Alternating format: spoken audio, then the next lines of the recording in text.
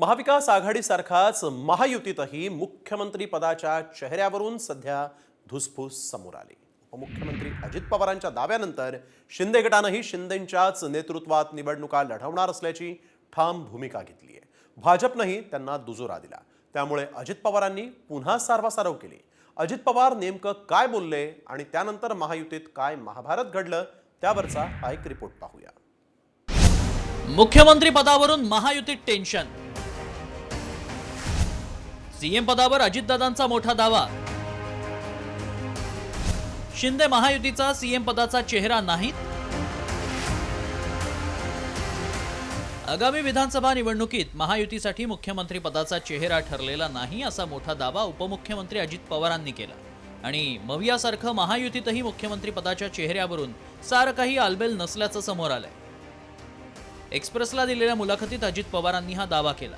बहुमत मिळाल्यानंतर मुख्यमंत्री पदाबाबत चर्चा करू असंही अजित पवारांनी नमूद केलं। अजित पवार काय म्हणाले पाहूया। महायुतीचा सीएम पदाचा चेहरा ठरलाय का? नाही। सर्वात आधी बहुमत मिळवण्याचं महायुतीचं ध्येय आहे। त्यानंतर मुख्यमंत्री पदाबाबत विचार करू। मात्र महायुतीचाच मुख्यमंत्री असणार। शिंदे गटानं मात्र शिंदेंच्याच नेतृत्वात निवडणुका लढवण्याची ठाम भूमिका मांडली आहे। तसंच निकालानंतरही शिंदेंचं नेतृत्व करणार असल्याचा दावा केलाय। फडणवीसांनीही शिंदे गटाच्या भूमिकेला पाठिंबा दिला असला तरी निकालानंतर कोण चेहरा असेल याचा निर्णय दिल्लीत होईल असं सांगून अजितदादांनीही दुजोरा दिलाय।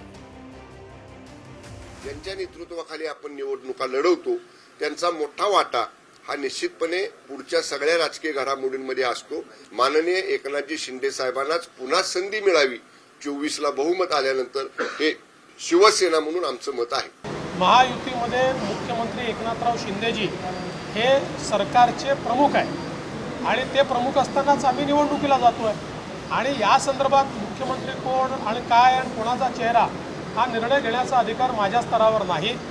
या संदर्भात आमचं पार्लमेंटरी बोर्ड आणि दोन्ही पक्षाचे नेते म्हणजे शिंदे साहेब आणि अजितदादा पवार हे मिळून सगळे निर्णय करतील। यामुळे मात्र मवियाप्रमाणे महायुतीतही धुसफूस सुरू असल्याचं उघड झालंय। शिंदे आणि भाजपच्या भूमिकेनंतर अजित पवारांनीही सारवासारव करत शिंदेंच्याच नेतृत्वात निवडणूक लढवणार असल्याचं सांगितलं। मात्र निकालानंतर पुढचा मुख्यमंत्री ठरणार हे सांगायलाही ते विसरले नाही। जास्तीत जास्त आमदार निवडून येतील याकरता आम्ही महायुतीमधले तिन्ही पक्ष त्या बाबतीमध्ये कामाला लागलेत।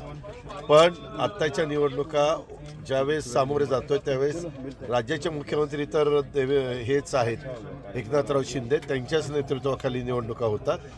निवडणुका होऊन नंतर सरकार जास्तीत जास्त आमदार निवडून आणल्यानंतर पुढचा विचार त्या ठिकाणी तिन्ही पक्ष मिळून करतील। मवियात मुख्यमंत्री पदाचा चेहरा जाहीर करण्यासाठी उद्धव ठाकरेंनी आग्रह धरला होता। मात्र काँग्रेस आणि पवारांच्या राष्ट्रवादीनं त्यांची मागणी फेटाळून लावली। त्यामुळे मवियात सीएम पदाचा तिढा कायम आहे।